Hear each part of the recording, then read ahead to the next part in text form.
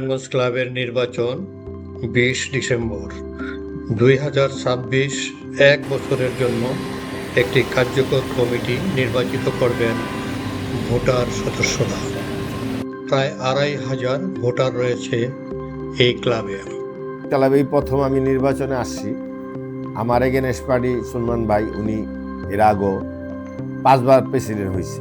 হয়তো আওয়ামী লীগের আমলে উনি বিনা প্রতিদ্বন্দ্বিতা কয়েকবার ছিলেন, এইবারও ছিলেন, এখনো বর্তমানে রানিং আছেন প্রেসিডেন্ট। তা আমি তার সাথে প্রতিদ্বন্দ্বিতা করতে আসছি। জনগণ আমাকে সাড়া দিচ্ছে, আমি সবার ঘরে ঘরে যাচ্ছি, ভোটারের ঘরে ঘরে যাচ্ছি, ভোটারের কাছে যাচ্ছি, ভোটাররা আমাকে সাড়া দিচ্ছে। আর আমি ভালো কাজ দেখাতে পারলেই তো আমাকে ভোট দিবে। আমি তো এনে ভোট মানুষ দিব যার যার মনের ইচ্ছা। আর আমি আমি ভোটারদের একটা আশ্বাস দিয়েছি যে আমি যদি নির্বাচিত হই, ক্লাবের খাবারের মানটা নষ্ট হয়ে গেছে, এই খাবারটাকে পরিচ্ছন্ন সুন্দর খাবার করার জন্য আমার পক্ষ থেকে আপ্রাণ চেষ্টা করব। যেমন কমিউনিটি সেন্টারটা তারা মেম্বারদের জন্য ১৫-২ লক্ষ টাকা ভাড়া ধরছে, আমি এটাকে ১ লক্ষ টাকা করে তুমি ইজিএম এর মাধ্যমে, কারণ মিটিং করে ইজিএম আমার ভোটার ভাইরা যেটা চাইবে আমি সেটা করি। এবার প্রেসিডেন্ট পদে প্রতিদ্বন্দ্বিতা করবেন বিএনপি নেতা ও বাংলাদেশ হুঁশিয়ারি সমিতির সভাপতি বদিউজ্জামান বদু। তার বিপরীতে রয়েছেন বর্তমান প্রেসিডেন্ট মোহাম্মদ সোলায়মান। ভোট দিবে, ভালো কাজ দেখাইতে পারলে, ভালো কাজ করতে পারলে, আমি কাজের জন্য আসছি, আমি সেবা দেওয়ার জন্য আসছি। এটা একটা সেবামূলক প্রতিষ্ঠান। আজকে যদি এটা সেবা না দিতে পারি তাহলে আমার আগামীতে ভোট দিবে না। আমার বিশ্বাস সবাই আমার এই বিশ্বাসটা রাখবে এবং ভোটারদের কাছ থেকে আমি সাড়া পাচ্ছি। আশা করি আমাকে নির্বাচিত করবে সবাই ভোটের মাধ্যমে।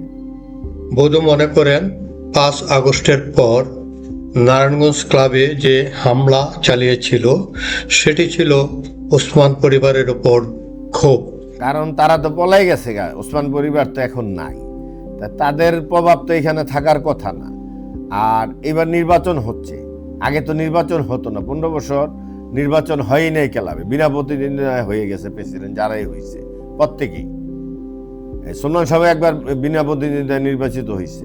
তো সবচেয়ে বড় জিনিস হলো এখন তো মানুষ সচেতন মানুষ, আর ওই প্রভাবটা এখন নাই। তাদের যে প্রভাবটা, এই প্রভাব একটা সময় খাটাইছে, এই প্রভাবের কারণে আছে ক্লাবটা যে ভাঙচুর হয়েছে, লুটতরাজ হয়েছে, এই ক্লাবটা তাদের ওই ক্ষমতার কারণেই আজকে এই ক্লাবটা লুট হয়েছে বা ক্লাব ক্ষতিগ্রস্ত হয়েছে। আজকে ক্লাবে কোটি কোটি টাকার মনে করেন ক্ষতি হয়েছে। আজকে ওই থেকে আজকে ক্লাব উঠতে আসছে। আজকে যেমন ক্লাবের কিছু কিছু রুম আছে, যেমন প্রত্যেকটা মেম্বাররা কইরা নিছে, হয়তো বাকি ডাইনিং ক্লাবের তরফ থেকে করছে, বাকি তো মনে করেন ম্যাক্সিমাম মেম্বারদের সহযোগিতায় আজকে এই ক্লাবটা আবার পরিপূর্ণ হইয়া উঠছে।